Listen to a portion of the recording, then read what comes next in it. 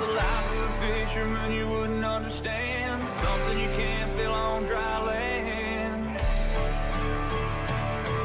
Gotta get your arms way up in a cage and set the hook on smallmouth bass, and then you'll understand.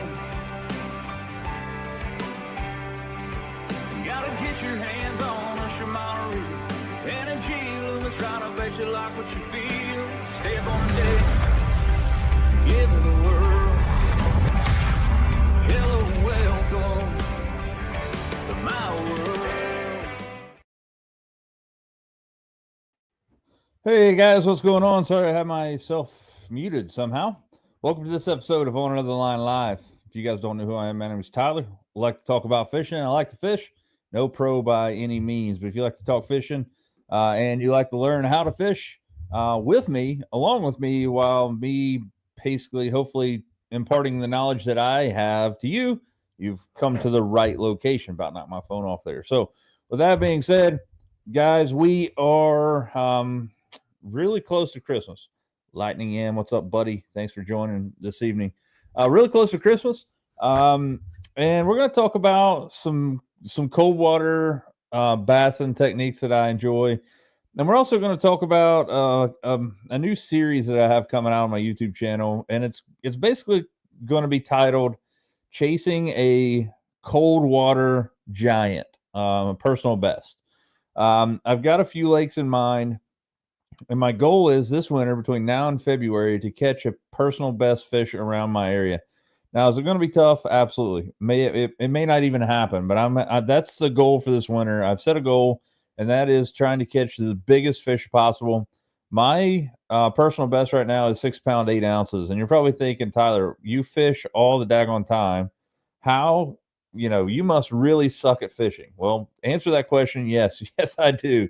But second off, I live in the armpit of America for bass fishing, and catching a personal best around this area, up until this past President's Day weekend, my personal best was about 5.5 pounds. I traveled to Falls Lake in North Carolina, that's what it's called, and had a pretty interesting day. Hit some rocks and bent the prop shaft of my boat, and then about 2 hours later, caught a 6 pound 8 ounce fish on a chatterbait. So that is my PB right now. My goal this winter is to go out and brave the elements to try to catch an absolute cold water giant. So I've been doing that over the last couple of weeks, and I got a couple episodes coming out from local lakes. And to be honest with you, I am holding off putting those out there just for the simple fact that I want to get back to these lakes that I'm fishing right now without all the pressure. I'm fishing a couple little known lakes or less known lakes that have less pressure on it, especially in the wintertime. I went out to one this past weekend on Saturday and absolutely whacked them for this lake. I didn't catch any giants. Biggest one was about 4 pounds. But anytime you can go out and catch fish in the wintertime is an amazing thing. I've been catching so many fish in the last month and a half, 2 months on a Shimano Zoom Verno 95 SP finesse jerkbait. And it's weird because you guys know that I am affiliated with Shimano and G-Loomis with this channel, and I'm usually on top of new baits and new technologies they have out. I think 2 years ago, Shimano dropped the World Series lure lineup. That was the first time really Shimano was diving into the world of lures. They come out with like the World Pop and the World Minnow, and there was a World Diver. There was like 4 different baits that they come out with. They all had different things that made them different. 2 of them that are still in the baits that I think really make a difference are Flash Boost technology, which is basically a mirror piece of foil that's inside the bait. So when you move the bait and you stop it, there is a small mirrored piece of foil on springs that continue to quiver in there, and it reflects some light. So look, anytime that you see a fish that is really, really lethargic, or maybe they're just kind of, I don't know if I want to eat that or not, having that thing stop and having that little bit of motion while the fish is stopped, I think that kind of lends well to the gills moving on a fish, bait fish or what have you, does, in my opinion, help out a lot. But one of the things that I am super impressed with the Shimano World Series of lures is the thing called Jet Boost technology, and it's a weight transfer system that'll allow you to cast smaller baits a lot farther. We talked about at the beginning of this year, I started using a Jackall Ember 60 SP, and I tell you what, it is one of the coolest baits ever, and it's one of those things that I will consistently throw in the springtime and right now in the fall and winter. Because one of the cool things about that 60 SP Ember is the fact that it's a crankbait, but it suspends. So you can actually fish it like a jerkbait, especially if you're, live scoper or whatever, and you see a group of fish, you can reel that thing down and hover it above something and jerk it like a jerkbait and then take it off reeling again like a crankbait, which is something that I've never seen before. But back to the World Series of fishing lures from Shimano, you have the World Minnow 115 jerkbait. I like them. 115 is 115 millimeter length bait. I feel like that it's just a little too long for my liking. I like to throw if you're thinking about like a 110, that's normally what you've been throwing with jerk baits such as Megabass and things like that. But what I was saying about me knowing all the new Shimano things, I missed the Zoom Verno for an entire year. They have released this thing basically 1 year ago, roughly in this area. And what the Zoom Verno is just a smaller finesse jerkbait. It's a smaller version of the World Minnow, and it's not the exact same bait. The World Minnow looks way different than the Zoom Verno. I love the way the Zoom Verno looks. They just came out, I believe, with a new 115 deep diving version of the World Minnow, of the Zoom Verno.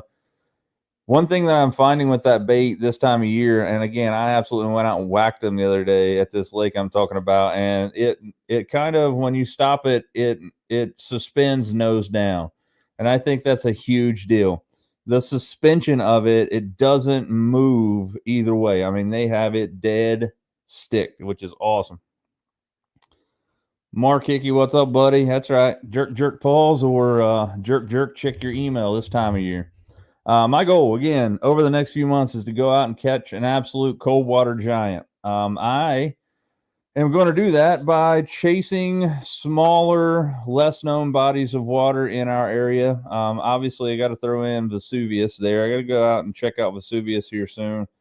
I feel like places like Vesuvius and even like Greenbow and Grayson and Yatesville and other places like that are going to get hit by this for sure. What's up, my man? Thanks for joining this episode.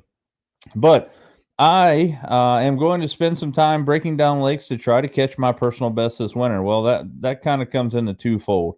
How do I plan on doing that? Well, I have some of the best and most expensive grafts on the planet on my boat. I'm really thankful to be able to afford those, and it's because of people just like you out there watching my videos and allowing me to do so. And that's how I pay for a lot of my fishing gears, through my YouTube content. Now, I don't make a ton of money with YouTube, but I do make a little bit of money, and it helps out.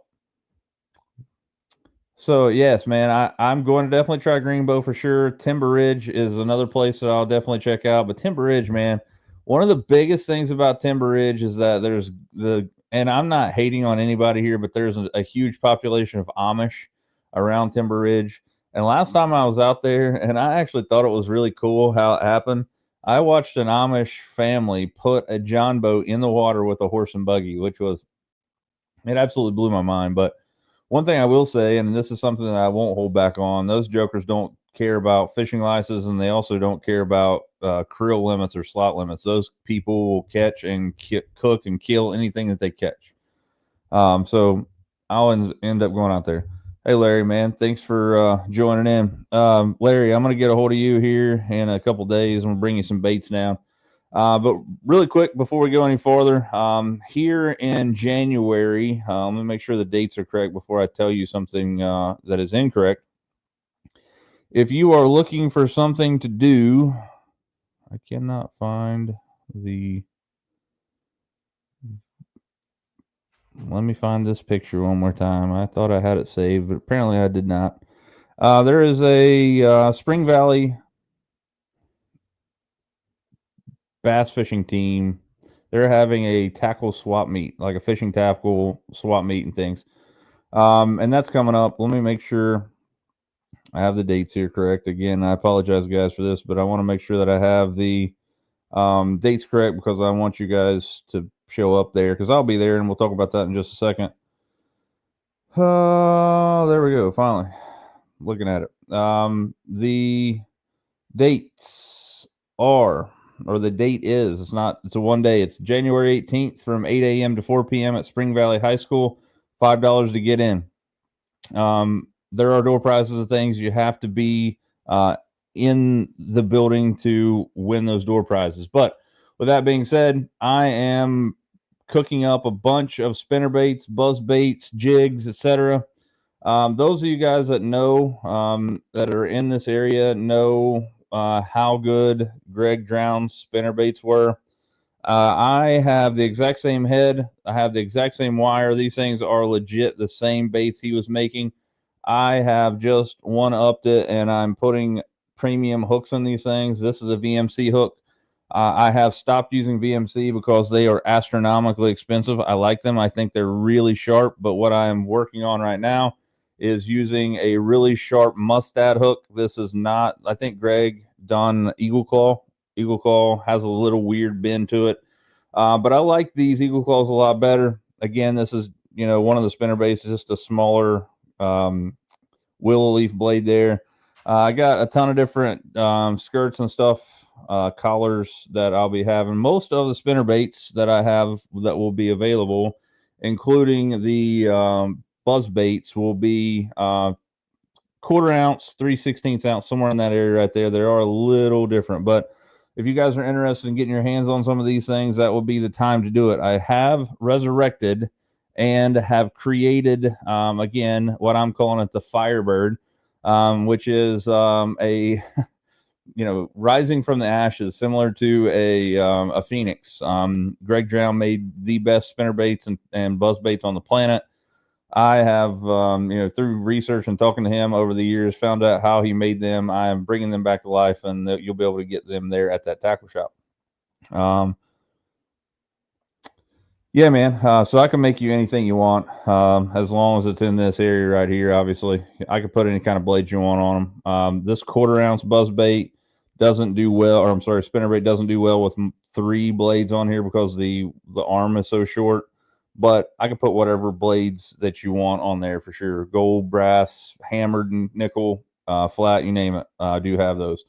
But those will be there. But Larry, what I was saying is I'm going to bring you some down here in a couple days, just so you can have them and try them out. Let me know what's going on with them, because I know you fished a lot with those baits, and I trust your opinion. So I'll meet up with you here in a day or so, bring you some down. But anyway, back to the Zoom Verno. Zoom Verno is I thought it was a brand new bait from Shimano. I missed the boat last year, apparently, because they are new a year ago, not just now. I really like the idea that it has 3 hooks. And boys, when I tell you they are catching fish for me, I am not lying to you. They absolutely smash fish. I used to like, and jerk baits with me, I am not, I'm not a purist. I don't just say Megabass is the best or Jackal is the best or Shimano is the best. I'm not like that. Like, I fish them all. I do believe that Megabass are great jerk baits. They're amazing. They're $25 a piece, but they're really good. I enjoy throwing the 110 a lot. Really like that one. But I have fallen in love with this 95 millimeter Zoom Verno from Shimano. It is an absolute game changer, man.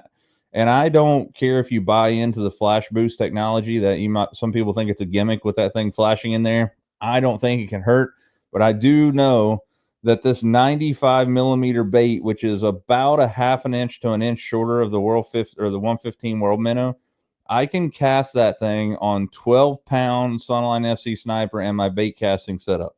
And I can cast that thing almost a country mile. I can soar that baby out there. And it's really cool. I love the bait. So if you're looking to get into cold water fishing, definitely look at a jerk bait.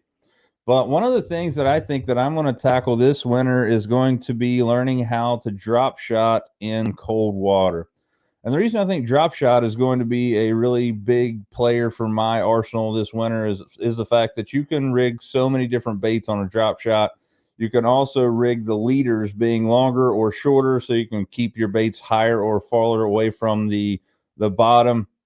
But I like that the drop shot allows you to have a bait that can be fished bottom contact or not. So I'm going to use this GoPro cable for an example. Up here's where I have my my line tied, and down here is going to be my weight. So if you hold your rod tip in the air and you have the line tight, you're going to be able to have that bait up off of the bank or off of the water. I'm sorry, up in the water column. And then when you put your rod tip down and you put some slack in that line, your bait is going to be a bottom contact bait at that point. Now, I do believe that this is why that we'll talk about drop shotting in just a second. I used to only strictly do nose hooking when it comes to drop shotting. Now, drop shotting and nose hooking, you'll hear a lot of people say, oh, the only way to drop shot is to have it nose hooked because it keeps down line twist. Unless you're using some kind of hook that has swivels on both sides of the top and bottom of that hook, you're going to have line twist in your line no matter what. It is going to happen. Matter of fact, it happens to everybody that fishes a drop shot, even with those hooks like VMC makes that have the swivels on top and bottom and allow that hook to free spin. It just happens. I think you get less line twist when you have those swivels hooks as opposed to straight. But one of the things that I looked at when I started throwing drop shots, especially this winter that I'm going to be throwing, I'm going to be throwing this stuff around cover. I'm going to be graphing, and I'm going to be out in the middle of these lakes looking for lake channel bends or creek channel and main channel bends where it comes up steep on a channel swing bank, etc. And it's going to give me the opportunity to fish this bait around timber if I Texas rig my drop shot. I think that is a really handy way to do that because you're going to get line twist in it no matter what. There's just no way around it. The way that the bait works and it's when it goes down, it's just spiraling to the bottom. I really don't think that you're getting some line twist coming up when you're reeling unless you reel a drop shot really fast, and then you're going to absolutely get some line twist like crazy. But I think having the ability to throw a drop shot with a long leader, I'm talking like 18 inches or more down to my weight, allows me to fish that bait in lots of different areas for the water column. Hey, Michael. Yeah, so that's really awesome. I saw the other day that you had a bunch of stuff online for sale. I hope you sell it all and you get what you need. So first off, we talked about it on the last episode, but Humminbird released Mega Live 2, and it's like the greatest secret known to man. Nobody knows about it. There's pros that's getting it now, but there's like, oh yeah, we got Mega Live 2 now, which is crazy. I'm interested to see how it works. I still don't think it's going to be as good as the LVS 34 Garmin system, so hopefully they make a huge change about that. I would love to go strictly Humminbird. I just don't think that they're up to par at this point. I do think that I want to get a Humminbird 360. Full-size trick worm, Texas rig on a drop shot. So I'm glad you mentioned that. So trick worms have quickly this summer become one of my favorite baits to throw. I threw it Texas rigged, weightless at the Potomac River, caught 5 fish, had like 9.5 pounds, finished like I was like 22nd place or something after the day one. Ended up, drawing another partner, and he wasn't on fish like the first guy. So I really enjoyed throwing that trick worm weightless. But I also thought, like you did, that it would be a great drop shot bait. And again, what's your guys' thoughts? Do you guys think that bigger baits catch bigger fish, or do you just think that where they're at or where you're fishing at is a bigger issue? Yeah, man. Like, Corey, you nailed it on the head. We talked about it last week. They freaking drop the ball. And what I mean they drop the ball is they get get situated here, guys. I feel like I'm falling out of my chair. They done Solix, or I'm sorry, really not Solix. Solix will work as long as it's Gen 3, but when you have a Helix, it will not work with Mega Live 2.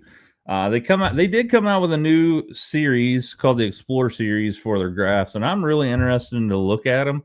Finally, and again, I don't know what it comes with, but finally, Humminbird has come up with the idea that, hey, maybe we should offer a better base map.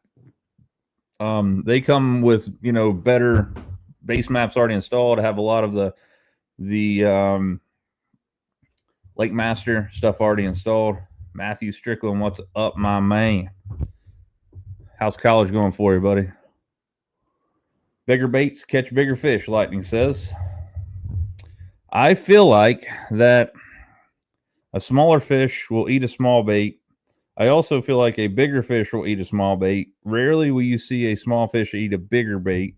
So I feel like that if you're getting bit on those bigger baits, you have a better chance of catching bigger fish. But I've also read in the wintertime, they say people that know way more than I do claim that fish eat less in the wintertime, but they prefer bigger, like, prey. They'll go after one bigger fish as opposed to having, multiple meals of the day. They might eat a 10-inch bass or something to keep them held over for the entire day. I did read that. Speaking of which, I read some really cool information today, and I'm sure you guys saw it. I am a member of a lot of different Facebook groups. One of them is Jason Kenner's group, which is like Anglers for Improving Opportunities. I think it's what it's called. I would definitely recommend you guys reaching out or going out and being a part of that group, even if you're not from my area. He puts out a ton of great information. But I'm also a member of the 613 Bassin community, which is from Ontario, Canada. And it's really cool to see those guys. But both of these people shared this little piece of information that I'm talking about right now, and that's fizzing fish and how to properly do it. But what's more important than properly fizzing fish is now they're seeing studies where people are over fizzing fish, and the biggest issue is that how you release them. Yeah, Corey, my biggest thing about Humminbird is the base map, dude. It's enough to get you killed. Like, it sucks. It looks like a topo map that somebody drew with a freaking crayon in my area. It sucks. I love my Lake Master chips. They're $199 a piece, and where I live in the southern tip of Ohio, we talked about it before, there's like 6 different cards that I have to buy in my area to get lakes that I want to fish, which is crazy. So I'm hoping the Explorer series fixes that. So I'm interested to see one of them. Yeah, man, 5.5 pounds on a 3/4 ounce spinnerbait. That's a big old thumper. But what I was saying about fizzing fish, I'm a novice. I'm an amateur when it comes to fizzing fish. So I always appreciate knowledge when it comes to me like this, because the whole idea is they call it like it's almost like barometric pressure, but it's basically like the fish getting the bends almost, but instead of having air in their blood like you and I would if we rise too quickly, what happens is their air bladder is under so much pressure when they're underwater so far, let's say 30 foot or like 25 to deeper. And then when you bring them up so fast to the surface, the pressure is not so great. So the air in their swim bladder, it expands. And you'll see sometimes with fish where the air bladder will come out of their crushers, and it's literally outside of their mouth. Now, the consensus was that fizzing was the grandiose end-all be-all to save fish that you catch in deeper water. Well, I do believe that. I do believe, especially if it's hot in the summertime and you're catching fish deep, whether that be spotted bass, largemouth, smallmouth, or any kind of fish for that matter, learn how to fizz a fish properly. Now, fizzing a fish properly is about 100 different things to kind of consider. One, how deep did you catch the fish? And the biggest thing that they were talking about in this article that I read today, and this is study done by a college somewhere. It wasn't like just me and some average Joe doing some research. It was a collegiate study where they were talking about fizzing fish. And if you don't know what I'm talking about, fizzing fish is taking a basically like a hypodermic needle and piercing the swim bladder of a fish. Well, the proper way to fizz a fish, no matter if you go through their crushers or you go behind their pectoral fin and you go in there and you're basically just puncturing their swim bladder. Well, their swim bladder is similar to like our mouth. It heals up really quickly. It's almost like you giving somebody, taking blood from you, right? They could stick a needle in your arm and just a few minutes later, it'll be healed up and everything's good to go.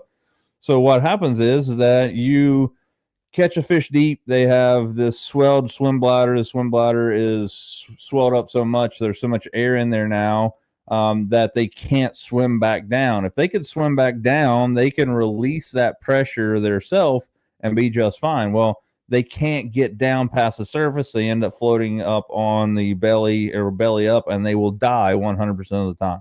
If you see a fish swimming belly up after you release it, it is imperative that you fizz that fish normally. That may not be the only reason, but fizzing it, especially if you caught it deep, is something to think about. But the problem is that people over fizz fish. What I mean by that is that they put that hypodermic needle in that fish and let too much air out of that swim bladder. Now, that is kind of bad, obviously, in its own reason, because this fish uses the swim bladder to navigate the water column being from the bottom to the top. Now, one thing that I hadn't taken into consideration is that when you catch a fish really deep, let's just say that you catch a fish in 40 foot of water. And by the way, guys, I told you guys on my show 100 times, one of the things that I have really kind of got, I mean, it's nuts to think about, but I've caught fish in Del Hollow last year, me and Kyle, in 85 foot of water, which is nuts. That's one thing that LiveScope has done for me, is allowed me to fish for fish that I never would have known was there. But catching fish definitely in that deep, we're going to have to fizz them. Well, if you fizz the fish and you let all of the air out of their swim bladder, what's going to happen is that when you put them in the water, they are going to sink like an absolute freaking rock, because that swim bladder, again, keeps them buoyant in the water column. So one thing that I hadn't taken into consideration that this study has talked about, and it definitely has opened my eyes, is fizzing a fish is definitely good. But the proper way to fizz a fish is you're supposed to hold that fish underwater, and you're supposed to fizz that fish underwater. When you feel that fish start from floating to basically becoming weightless and almost, just barely starting to sink, you're supposed to take that hypodermic needle out and leave the rest of the air in that fish's bladder. Well, some people don't do that. Some people will fizz them outside in the air, and they'll just let all the air out of the fish or whatever, which I do believe is not like, it's not a death sentence for them. But what I keep alluding to the study is that they talked about fizzing a fish was important, but where you release that fish after you fizz them is just as important. If you catch a fish in 50 to 80 foot of water, you fizz that thing too much and you release it in 80 foot of water, you can guarantee that fish is going to die too, because they're going too deep and they can't really get up any higher than that in the water column, and they're going to basically drown. Fish is not going to be able to live down there. So the study mentioned that fizzing a fish was important, but again, you want to release fizzed fish in 30 foot of water or less. And I thought that was a really handy piece of information that I'm definitely going to take into consideration coming in next year. I'll have to check it out, Corey. I appreciate that. I don't have to worry about fizzing fish in my area too much. We don't catch, we can catch some fish in deeper water like that. I really think that largemouth have an easier time getting down into the depths after you catch them deep. Smallmouth, especially, like, I've never seen anything as bad as the St. Lawrence River when I was there. I caught fish in about 35 foot of water in the St. Lawrence River, and they were immediately on their back, belly up in the live well. So eventually, if you don't fizz them and turn them right side up, they're going to die. Well, this is where fin clips come into play. You can put weights on their fins to get them upright in the air, but eventually, when you turn them loose, you're going to have to fizz them anyway. So I never really understood fin clips. Speaking of fin clips, I'm sure you guys saw the idea or the thing that Milliken was arrested for bass fishing. People blew that out of proportion, and from my understanding, what happened was that he was fishing a tournament that was put on by like 6 cents, and he catches a share lunker. It's like they're 12.5 pound or something. He calls the DNR to enter this share lunker in it wasn't even, I think it was like a free tournament that 6 cents was putting on or something like that. It wasn't like they were even paying a crap ton of money out. He wasn't even worried about the money for the tournament. He calls DNR. They come out and they're measuring this fish and they're weighing it, and they ask him for his fishing license. And his fishing license didn't or had expired. And from what I understand is like when you're in Texas, I think they always expire in like August or something. So it doesn't matter. You can buy them in July and still have them expire in August. Now, if you buy it in August, you're good until the following August. But I think what had happened was that he didn't realize that because, for example, like my state here in Ohio and Kentucky, right across the river from me, are both the same. It's usually like February 28th is when they both go out. So I could fish all the way up until, end of February on my 2024 fishing license. Then I have to buy a new license. Well, he had went out and went fishing, and he was trying to enter this share lunker, and they asked him to see his fishing license, and he pulled them out, and he realized that they were expired. So he was like, "Oh man, I'm sorry." So they didn't take the fish as a share lunker, but they wrote him a ticket, and he's like, I deserve the ticket. It was one of those deals where just something that I overlooked. It was my fault. They definitely caught me. It wasn't like I was trying to hide it. He said I was trying to put in a share lunker to their program. And he said, and I just didn't have a fishing license. Well, months later, I guess Texas DNR called him up and was like, "Hey, by the way, you didn't have a fishing license. So you were trying to defraud a fishing tournament." And they arrested him. It was nuts. Yeah, so like I think it could have been way worse than what they're portraying. But I think it was just he. I mean, I think if the arrest is nuts, they arrested him months later because they said that he was trying to defraud or being fraudulent in a fishing tournament, which is crazy.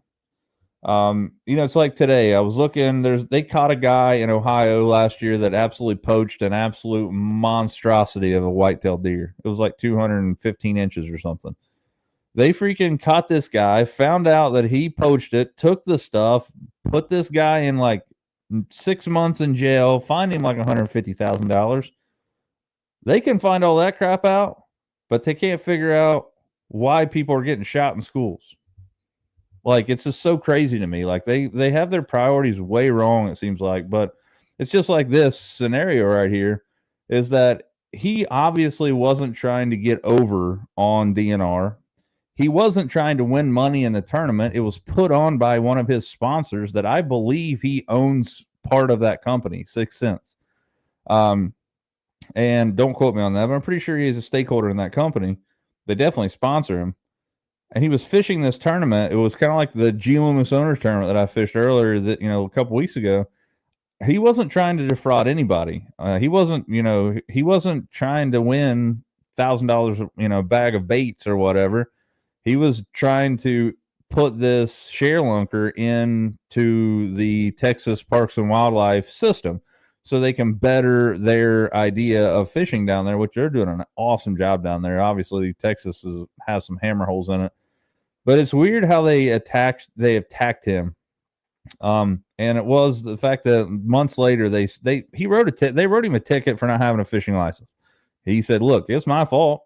I didn't have a fishing license." He said, "I thought I had a fishing license." He said, "I did have a fishing license. They had just expired. So it was on me. I paid the fine. Everything was good." And then months later, they call him up and they like go to his house or wherever he's at, and they literally arrest him, take him to jail in the idea of defrauding a fishing tournament that he probably wasn't even trying to win the fishing tournament, but catches this. Because matter of fact, if he would have went and given up that Texas share lunker, he wouldn't have been able to wade in on the tournament anyway. Like they take the fish in that share lunker program, and don't quote me on this. I think it's something that So if you have a ShareLunker, which I think is anything over like 11 pounds or something, you call the DNR, they come out and certify for you. They take the fish and they take it into like a brood stock program where they do like spawning in that fish, and they take those fry and restock it in the fish or the place that the fish came from. And then eventually they put that fish back in the pond. And I think that if you catch one of those, the Texas Parks and Wildlife pay for you to get a replica of that fish. So it's like, you're turning everything loose there, which I think is a great deal. Pretty cool.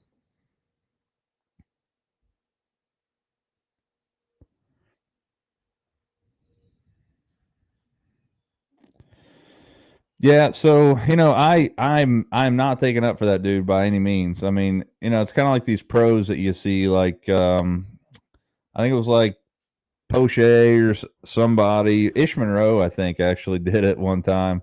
Had his wife buying all of his fishing licenses for him, and they one time she didn't buy the correct license. He goes out and gets busted. Well, you're a pro. He's a pro. He should know better than that. So I'm not taking up for him. I'm with you though. I hope he pays his fines, and I hope they don't, because let's face it, this dude makes his living fishing. I mean, I guess if Texas pulls his fishing license, he could always go to another state like Oklahoma, Louisiana, or somewhere and fish. Probably, I don't know that to be true, but it's pretty crazy how that all works. But I'm hopeful. I think they just blew it all out of proportion. But again, I'm not taking it for him. He did make a mistake. He should own up to it. It's really, really the way that it goes. Like I wouldn't want to be in that dude's situation for sure. Like, if anything, this thing has really like gave him more publicity. Like, people are blowing this stuff up. Everybody's talking about it. Look at here. We're talking about it. It's crazy. Couple of things. If you guys are interested or looking for some last minute gifts, SolarBat right now at solarbat.com has some really cool deals going on. I'm going to make sure this is true. I'm thinking, yeah, so they have a Christmas sale. It's 50% off site wide, and you get a free hard case for every $100 that you spent. So I'm going to show you guys this right here. I'm going to show you the thing here. If you're looking for something to get your hands on, to buy somebody that's in the fishing industry, SolarBats are, they're obviously an affiliate of my show. I've been using them for about 6 years now. But they have these new electronic sunglasses. I haven't tried them out yet, but they're basically to cut down the glare on your on your forward-facing sonars and stuff. But one of the cool things about SolarBat that not a lot of people know is that the guy that owns this place or this company, his name is Gary Nesty. He is actually an optometrist. So another cool thing is that they actually have prescription glasses that you can get in your favorite SolarBat sunglass frame. So what you do is you go to your optometrist here locally or local to your house, and you send him the prescription, and he literally makes some lenses for you and puts them in those things. A couple of my frames that I absolutely love. One of them, a lot of people, I've sold a couple of these HP3, which are Hank Parkers. A lot of people like these. It's funny, like this company also does some crazy stuff. I love SolarBat, but they have Randy Blockhat on their pro staff, and they have a Randy Blockhat. So RB2, this is his frame, but they have this in an electronics version. Doesn't make sense to me. He's anti-electronics, I thought. So right here, these frames right here, or this cruise frames right here, absolutely my favorite on the planet. Really like them a lot. I like this amber blue-green mirror a lot. I think it looks really cool. If you're wanting something that you can wear fashion and form and sport, this is a great lens or great frame. Now, however, my favorite frame right now that they are making, and it's somehow you got to go all the way down the list to find it because it's one of those deals where let's see. I'm not even seeing them on here. I'm sure I passed them. Right here. Floating Bat 3s, FL3s. These things float. They come with a neoprene detachable lanyard back here. These come with a it's only a half frame here, so you get a lot more. You don't see your frames in the bottom of your view again. So there's a lot of different things here that I really like about this. I enjoy all of the mirrored frames. I have ice blue and gray blue mirror, and I also have the gray lenses. Matter of fact, I have a pair right here, and these are the SB3 or FL3. Sorry, the Solar Bat 3s. You can see these things have been absolutely put through it. I love these things a lot. Again, this is in that amber green mirror. But again, there's no code necessary. Matter of fact, you can see it up here at the top on a banner. 50% off site-wide. Let's just add something to the cart to make sure that happens. Yeah, you can see down here, Cyber Monday deal. They just have it set up to Cyber Monday. You can see that it does automatically knock off 50% off, which is really pretty cool. So you get a really nice set of sunglasses for half price. Plus, if you spend $100, you're going to get a free hard case. Every pair of sunglasses that they make doesn't come in a hard case. Initially, they come in like a soft bag, and I like that. I do have some of their hard cases as well. Pretty good deal there. Yeah, man, like that. I'm sure he doesn't know that they have that under his name. I literally let me make sure here. Maybe I'm speaking out of turn, but let's see if let's see here. Electronic series.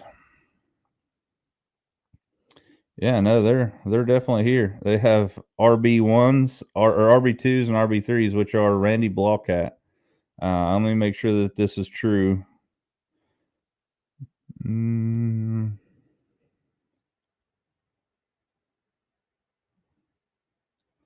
pretty sure that's his. Because if you go, you guys are not seeing this, I understand that, but if you go to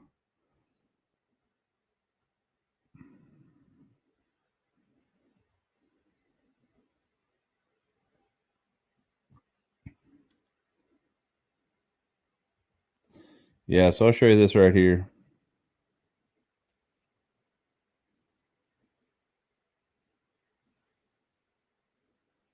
If you look right here, Randy Blaukat, these are 4 pairs for $380 or whatever, but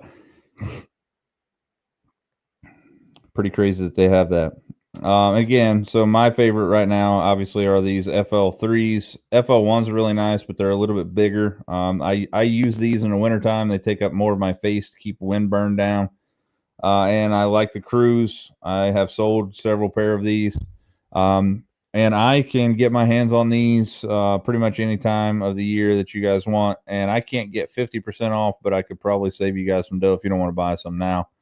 But with that being said, it is I don't know, it's one of those deals. So if you guys are interested and look for something, I'd say if you order this week, like they're based in Indiana, so as long as they have them in stock, you should get them by Christmas, I would imagine, barring that the UPS and USPS get off their hind end. Man, I've never seen so much trouble with people getting packages this year. It's crazy. Anyway, that being said, guys, we're 43 minutes into this episode of Honor of the Line Live. Coming out very soon in the next couple days is going to be the first episode of chasing a cold water giant. And that is going to be me looking for my PB this winter, trying to find different ways to catch bigger bass. I'm going to be hunting for big bass. I might go out and not catch anything all day. So these episodes might suck. But that one chance that, I'm fishing some lakes that there are an absolute chance to have 7, 8, 9, 10 pounders in this area. That is absolutely unheard of. So got that coming out. Posting a lot of shorts on YouTube, posting a lot of reels and stuff on Facebook and Instagram. Instagram is like this freaking, I don't know what you'd even call it. It's like a cesspool. I've posted more in the last 2 months than I ever have on Instagram total at all. And apparently people that follow me on Instagram don't know that I like to fish already, because I've posted nothing but fishing for the last 2 months, and I've lost 9 followers on there. I haven't gained, I've lost 9 followers, which is crazy. But that being said, going to see a lot more content coming out over the next couple weeks. Appreciate if you guys would subscribe to my YouTube channel if you haven't already. Got that stuff coming out very soon. Jared, Sloan, and I are going to go out and we're going to try to double team a local lake and trying to break a lake down in half. We'll just split a lake down in half and go out and try to catch an absolute hammer. So you're going to see that coming out soon. But with that being said, I'm off after Friday for the next 2 weeks until after the first of the year. Be producing a lot of content, and hopefully you guys will see a PB over the next couple weeks. Probably not going to happen, but we're going to try it. So, guys, you guys know the routine. If you can, get out there and lean on. Appreciate you guys sticking around with this episode of On Another Line and spending your time here on Tuesday evening with me. See you out on the water. Thank you for tuning in to this episode of On Another Line Live. We truly appreciate your support, and we couldn't do it without all the amazing folks at home watching week after week.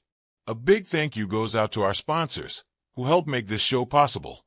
Malone's Marine, Borders Sporting Goods, Solar Bat Sunglasses, Picasso Lures, Shimano, and Columbia Sportswear. Their partnership allows us to keep bringing you the content you love. We'll see you next time on Another Line. Until then, get out there and lean on them.